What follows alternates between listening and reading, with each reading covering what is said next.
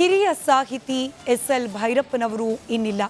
ವಯೋಸಹಜ ಕಾಯಿಲೆಯಿಂದ ಬಳಲ್ತಾ ಇದ್ದ ಭೈರಪ್ಪನವರನ್ನ ಬೆಂಗಳೂರಿನ ರಾಷ್ಟ್ರೋತ್ಥಾನ ಆಸ್ಪತ್ರೆಗೆ ದಾಖಲು ಮಾಡಲಾಗಿತ್ತು.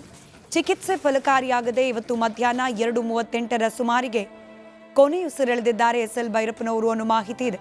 ಪ್ರಧಾನಿ ನರೇಂದ್ರ ಮೋದಿ ಆದಿಯಾಗಿ ಅನೇಕ ರಾಜಕಾರಣಿಗಳು, ಸಾಹಿತ್ಯ ಕ್ಷೇತ್ರದ ಗಣ್ಯರು, ಸಿನಿಮಾ ಕ್ಷೇತ್ರದ ಗಣ್ಯರು ಹಾಗೆ ಅವರ ಅಪಾರ ಸಂಖ್ಯೆಯ ಓದುಗ ಅಭಿಮಾನಿಗಳು ಭೈರಪ್ಪನವರ ನಿಧನಕ್ಕೆ ಕಂಬನಿ ಮಿಡಿದಿದ್ದಾರೆ, ಸಂತಾಪವನ್ನ ಸೂಚಿಸ್ತಾ ಇದ್ದಾರೆ.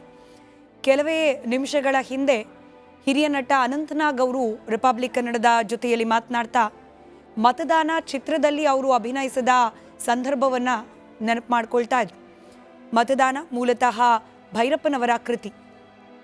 ಸಿದ್ಧಾಂತಕ್ಕೂ ಹಾಗೆ ವಾಸ್ತವಕ್ಕೂ ರಾಜಕಾರಣದಲ್ಲಿ ಇರತಕ್ಕಂಥ ವ್ಯತ್ಯಾಸ, ಸಿದ್ಧಾಂತ ಆಧಾರಿತ ರಾಜಕಾರಣ ಹಾಗೆ ವಾಸ್ತವವಾಗಿ ಇರುವ ರಾಜಕಾರಣಕ್ಕಿರುವ ವ್ಯತ್ಯಾಸವನ್ನ ಬಹಳ ಅಚ್ಚುಕಟ್ಟಾಗಿ ನವಿರಾಗಿ ಈ ಮತದಾನ ಕಾದಂಬರಿಯಲ್ಲಿ ವಿವರಿಸಿದ್ರು ಭೈರಪ್ಪನವರು.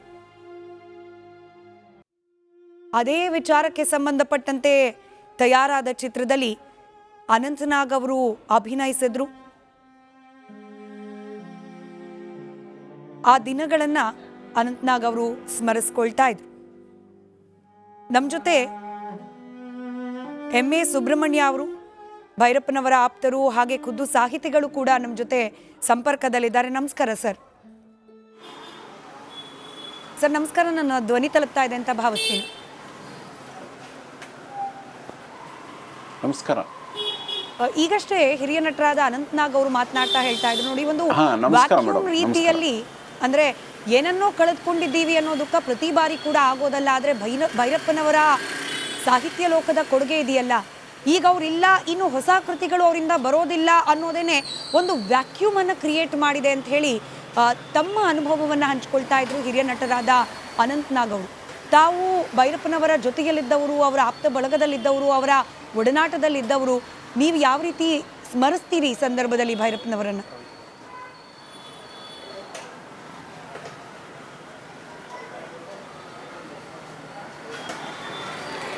ಇಲ್ಲ, ಇದು ಯಾರೋ ಒಬ್ಬರು ಇಬ್ಬರು ಓದುಗರ ಅಭಿಪ್ರಾಯ ಅಲ್ಲ, ಎಲ್ರಿಗೂ ಒಂದು ದೊಡ್ಡ ವ್ಯಾಕ್ಯೂಮ್ ಕ್ರಿಯೇಟ್ ಆಗಿಬಿಟ್ಟಿದೆ.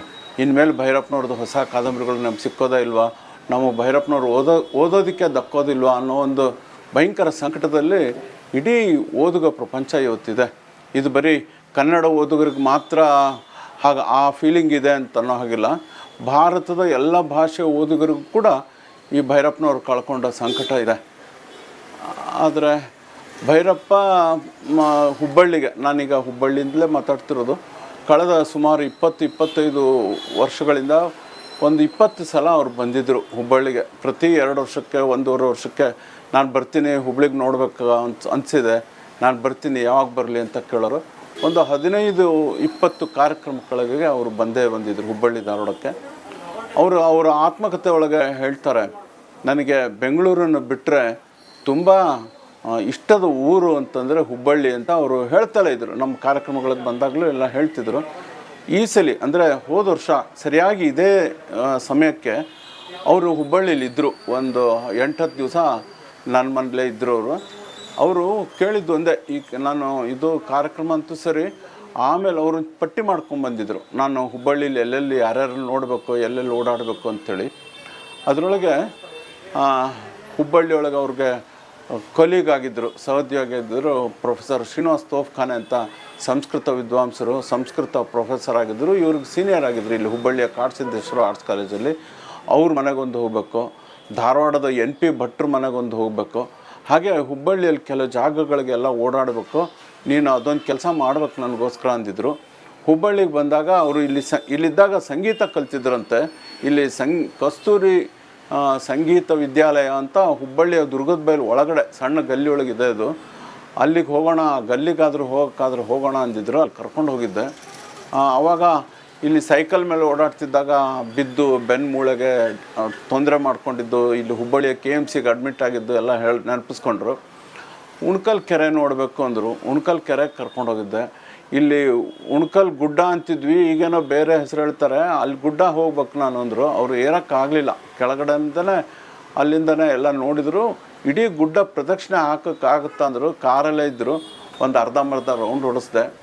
ಧಾರವಾಡದಲ್ಲಿ ಅವ್ರು ಹೇಳ್ತಿದ್ರು, ನಾನು ಇಲ್ಲಿದ್ದಾಗಲೆಲ್ಲ ಬೇಂದ್ರೆ ಅವ್ರನ್ನ ಭೇಟಿ ಮಾಡ್ತಲೇ ಇದ್ದೆ, ಅದಕ್ಕೆ ಬೇಂದ್ರೆ ಅವ್ರು ಇಷ್ಟದ ಜಾಗ ಕಾಮನ್ ಕಟ್ಟೆ, ಅಲ್ಲಿಗೆ ಹೋಗೋಣ ಅಂದರು.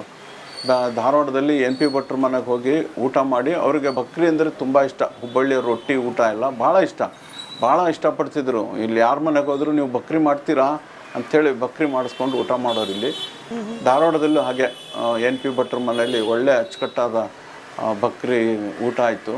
ಅದಾದಮೇಲೆ ಕಾಮನ್ ಕಟ್ಟೆ, ಬೇಂದ್ರೆ ಅವರು ಓಡಾಡ್ತಿದ್ದ ಜಾಗ, ಕಾಮನ್ ಕಟ್ಟೆಗೆ ಹೋಗಬೇಕು ಅಂದರು. ಕಾಮನ್ ಕಟ್ಟೆ ಮಂಗ್ಯಾನ್ ಮಹಲ್ ಅಂತಿದೆ, ಅದು ಫಗು ಹಳಕಟ್ಟಿಯವ್ರ ಮನೆ, ಗಂಗೂಬಾಯಿ ಹಾನ್ಗಲ್ ಅವರ ಹುಟ್ಟಿದ ಮನೆ, ಅಲ್ಲೆಲ್ಲ ಓಡಾಡಿದ್ವಿ. ಅವರು ಮೊದಲೆಲ್ಲ ಬರ್ತಿದ್ದಾಗ ಖಂಡಿತವಾಗಿಯೂ ಗಂಗೂಬಾಯಿ ಹಾನ್ಗಲ್ರ ಮನೆಗೆ ಭೇಟಿ ಕೊಡ್ತಲೇ ಇದ್ದರು, ನಾವು ಹೋಗ್ಬೇಕು ಅವ್ರ ಮನೆಗೆ ಅಂಥೇಳಿ. ಇಲ್ಲಿ ಪ್ರೊಫೆಸರ್ ನಾಡಗೌಡ್ರಿದ್ದರು, ಅವ್ರ ಮನೆಗೆಲ್ಲ ಹೋಗ್ತಲೇ ಇದ್ದರು. ಅವ್ರ ಸಂಸ್ಕೃತ, ಅವರು ಇಂಗ್ಲೀಷ್ ಪ್ರೊಫೆಸರ್ ಇಲ್ಲಿ ಕಾಡಸಿದ್ದೇಶ್ವರ ಆರ್ಟ್ಸ್ ಕಾಲೇಜಲ್ಲಿ. ಅವರು ಭಾಳ ಸಹಾಯ ಮಾಡಿದ್ರಂತೆ. ಅವರು ಹುಬ್ಬಳ್ಳಿ ಇಲ್ಲಿ ಇದ್ದಾಗ, ಹುಬ್ಬಳ್ಳಿ ಬಿಟ್ಟು ಹೋಗುವಾಗ ಎಲ್ಲ ನಾಡಗೌಡರು ಅವ್ರ ಮನೆಗೆ, ಅವರ ಹೋದ ವರ್ಷ ಅವ್ರು ಬಂದಾಗ ಅವ್ರ ಮಕ್ಕಳು ಇಬ್ಬರನ್ನೂ ಭೇಟಿ ಆದರು. ಅವರು ಶ್ರೀಕೃಷ್ಣ ನಾಡಗೌಡ ಅಂತ ಡಾಕ್ಟ್ರು, ಆಮೇಲೆ ಇನ್ನೊಬ್ಬರು ವಿಠಲ್ ನಾಡಗೌಡ ಅಂತ ಅವರು ಡಾಕ್ಟ್ರು, ಅವ್ರನ್ನೆಲ್ಲ ಭೇಟಿ ಮಾಡಿದರು. ಶ್ರೀನಿವಾಸ್ ತೋಫ್ಖಾನೆ ಅವ್ರ ಮನೆಗೆ ಹೋಗಿ ಅವ್ರ ಮಗ ರಾಘವೇಂದ್ರ ತೋಫ್ಖಾನೆ ಮತ್ತು ಅವರು ಸೊಸೆ ಇದ್ದರು, ಅವ್ರ ಹತ್ರ ತಿಂಡಿ ಎಲ್ಲ ಮಾಡಿಸ್ಕೊಂಡು ತಿಂದರು. ಅಂದರೆ ಅವ್ರು ಬರೀ ಕಾದಂಬರಿಕಾರರು, ಓದುಗರು ಅಂತಲ್ಲ, ಹಳೆಯ ಸ್ನೇಹವನ್ನು ಅವರು ಯಾರನ್ನೂ ಮರೀತಿರಲಿಲ್ಲ. ಯಾರ್ಯಾರಿಂದ ಅವರು ಉಪಕೃತರಾಗಿದ್ದರೋ ಅವ್ರನ್ನೆಲ್ಲ ನೆನಪು ಮಾಡಿಕೊಂಡು ಅವ್ರ ಮನೆಗೆ ಹೋಗಿ ಅವ್ರು ಭಾಳ ಆತ್ಮೀಯ ಸಂಬಂಧವನ್ನು ಅವ್ರು ಉಳಿಸ್ಕೊಂಡಿದ್ದರು. ಹೀಗಾಗಿ ಭೈರಪ್ಪನವರ ಓದುಗರ ಜನಪ್ರಿಯತೆ ಎಷ್ಟೋ, ಅವ್ರ ಜೊತೆಗೆ ಸ್ನೇಹ ವಲಯ ಕೂಡ ಅಷ್ಟೇ ಗಟ್ಟಿಯಾಗಿತ್ತು. ಅವರು ಹೋದ ವರ್ಷ ಬಂದಾಗ ಹೇಳಿದರು, ಇಲ್ಲೆಲ್ಲ ಹುಬ್ಬಳ್ಳಿ ಧಾರವಾಡದಲ್ಲಿ ಓಡಾಡಿ ಆಮೇಲೆ ಹೇಳಿದ್ರು, ನನ್ನ ಕಾರಲ್ಲಿ ಬರುವಾಗ ಇಲ್ಲಿ ಹುಬ್ಬಳ್ಳಿ ಧಾರವಾಡ ಮತ್ತು ಉತ್ತರ ಕರ್ನಾಟಕದ ಜನರಲ್ಲಿ ತುಂಬ ಎಮೋಷನ್ಸ್, ಇವರು ಎಮೋಷನಲ್ಲಿ ತುಂಬ ಸ್ಟ್ರಾಂಗ್, ಹೀಗಾಗಿ ಇವ್ರಿಗೆ ಸಂಗೀತ ಮತ್ತು ಸಾಹಿತ್ಯ ಬಹಳ ಒಗ್ಗುತ್ತೆ, ಬಹಳ ಹಿಡ್ತಾ ಇದೆ ಅದರಲ್ಲಿ ಅಂತ ಹೇಳಿದ್ರು. ಅಲ್ಲಿ ವೆಂಕಟೇಶ್ ಕುಮಾರ್ ಅವರು ದಾರಿನಲ್ಲಿ ಸಿಕ್ಕಿದ್ರು ಧಾರವಾಡದಲ್ಲಿ. ಅವರು ಫೋನ್ ಮಾಡಿ ಹೇಳಿದರು, ನನಗೆ ಬಹುಶಃ ನನ್ನ ಮನೆಗೆ ಕರ್ಕೊಂಡು ಹೋಗ್ಬೇಕು, ಅವ್ರನ್ನ ಬರೋದಿಲ್ಲ ಕಾಣುತ್ತೆ, ಗಡಿಬಿಡೊಳಗಿದ್ದಾರೆ, ನಾನೇ ಅಲ್ಲಿ ರಸ್ತೆ ಮೇಲೆ ಬರ್ತೀನಿ, 2 ನಿಮಿಷ ಅವ್ರ ಪಾದ ಮುಟ್ಟಿ ನಮಸ್ಕಾರ ಮಾಡ್ಬೇಕು ನಾನು ಅಂದರು. ಕಾರ್ ನಿಲ್ಲಿಸಿ ಬಾಗಿಲು ತೆಗ್ಸಿ ಭೈರಪ್ಪನವ್ರ ಪಾದ ಮುಟ್ಟಿ ನಮಸ್ಕಾರ ಮಾಡಿದರು. ಚೆನ್ನಾಗಿದ್ದೀರಾ ಭೈರಪ್ಪನವ್ರೆ, ಇನ್ನೂ ಭಾಳ ವರ್ಷ ಇರ್ಬೇಕು ನೀವು ನಮ್ಮ ಜೊತೆಗೆ ಅಂಥೇಳಿ ಹಾರೈಸಿದರು ವೆಂಕಟೇಶ್ ಕುಮಾರ್, ಸಂಗೀತ ವಿದ್ವಾಂಸರು, ಸಂಗೀತಗಾರರು. ಹೀಗೆ ಹುಬ್ಬಳ್ಳಿ ಧಾರವಾಡದ ಬಗ್ಗೆ ಅವ್ರಿಗೆ ಭಾಳ ಒಳ್ಳೆ ಸಂಬಂಧ ಇತ್ತು, ಭಾಳ ಸ್ನೇಹಿತರಿದ್ದರು. ಹೋದ ವರ್ಷ ಬಂದು ಎಲ್ಲ ಕಡೆ ಓಡಾಡಿ ನೆನಪಿಸ್ಕೊಂಡಿದ್ರು. ನಾನು ಆವಾಗಲೇ ಅಂದ್ಕೊಂಡಿದ್ದೆ ಇನ್ನು ಬರೋದಿಲ್ಲ, ಇಲ್ಲಿ ನಮ್ಮ ಕಾರ್ಯಕ್ರಮದಲ್ಲೂ ಹೇಳಿದ್ದೆ, ಭೈರಪ್ಪನವ್ರು ಬಹುಶಃ ಇದು ಕೊನೆ ಭೇಟಿ ಕಾಣುತ್ತೆ ಹುಬ್ಬಳ್ಳಿಗೆ ಅಂತ. ಇವತ್ತು ಎಲ್ಲ ಜನ ಫೋನ್ ಮಾಡಿ ಹೇಳ್ತಾಯಿದ್ರು, ಏನು ರೀ ಮೊನ್ನೆ ಆದರೂ ಕರೆಸಿದ್ರಿ ಹುಬ್ಬಳ್ಳಿಗೆ, ಹೋಗುವಾಗ ಅವ್ರು ರೈಲ್ ಹತ್ತೋ ಮೊದಲು ನಿನ್ನ ಅಂಗಡಿನೇ ನೋಡಲಿಲ್ಲ ನಾನು, ಅಂಗಡಿ ಒಂದ್ಸಲಿ ನೋಡಬೇಕು ಅಂದರು. ಅಂಗಡಿಗೆ ಕರ್ಕೊಂಬಂದೆ. ಅಂಗಡಿ ಎದುರುಗಡೆ ಅಂಗಡಿಗಳನ್ನೆಲ್ಲ ನೆನಪಿಸ್ಕೊಂಡ್ರು. ಎದುರುಗಡೆ ಆರ್ಯ ಕಲಬುರ್ಗಿ ಅಂತ ವಾಚ್ ಅಂಗಡಿ ಇತ್ತು, ಒಂದು ಆಯುರ್ವೇದ ಅಂಗಡಿ ಇತ್ತು, ಒಬ್ಬರು LIC ಏಜೆಂಟ್ರಿದ್ದರು, ಪಕ್ಕದೊಳಗೊಂದು ಚಪ್ಪಲಿ ಅಂಗಡಿ ಇತ್ತು ಅಂತ ಎಲ್ಲ ಪ್ರತಿಯೊಂದು ಕೂಡ ಅವ್ರಿಗೆ ಜ್ಞಾಪಕ ಇತ್ತು. ಹಳೇದೆಲ್ಲ ನೆನಪಿರ್ತಿತ್ತು, ಹೊಸದೆಲ್ಲ ಮರಿತಾ ಬರ್ತಾಯಿದ್ರು ಅವ್ರಿಗೆ ಒಂದು ವರ್ಷದಿಂದ.